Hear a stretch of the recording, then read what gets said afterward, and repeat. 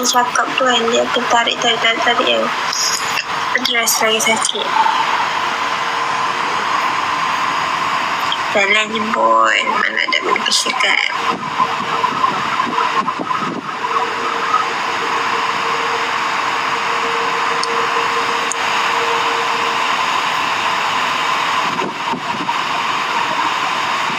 Rasa tak?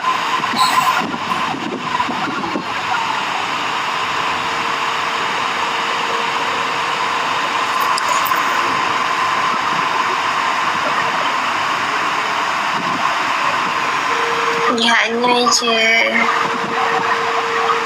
Mak masuk.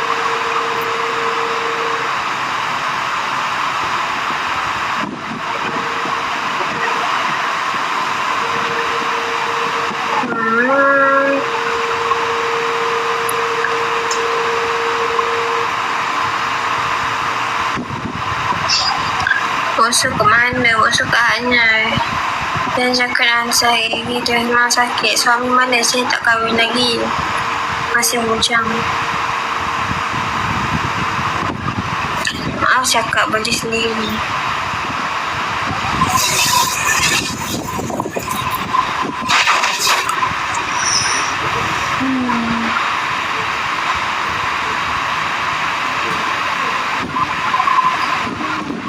Yo, 12.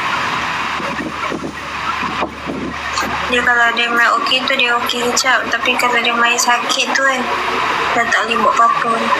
Jadi dia main okey balik. Dia okey balik kejap sekejap lagi dia main balik sakit tu mampus. Tu dia rasa susuk. Tak payah cakap. Assalamualaikum warahmatullahi. Dia kejap okey, kejap dia rasa macam nak cakap tu dia berat. Ni dia mau better. Mau sesama dah mana dah.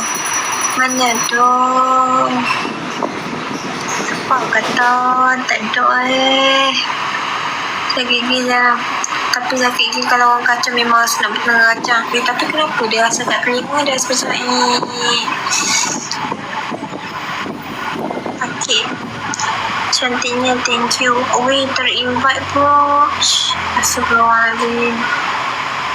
Jangan accept. Dia pernah okey. Main sakit, dia sakit sebenarnya. Sebab efek rahang. Okay lah. Tapi dia rasa kat dalam telinga dia macam ni. Tak selesa. Aku nak suruh saya makan apa. Tapi cakap pun sakit ni sebenarnya.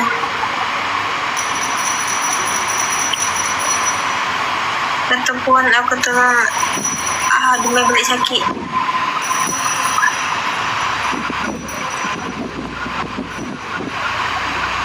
Ada semut pun.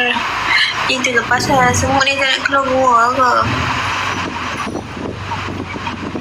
Gigi bawang putih. Alamak.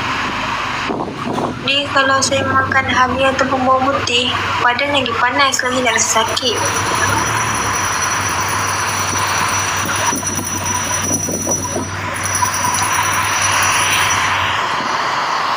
Nak ambil ubat yang sapu kat kursi lagi lepas. Ada ke?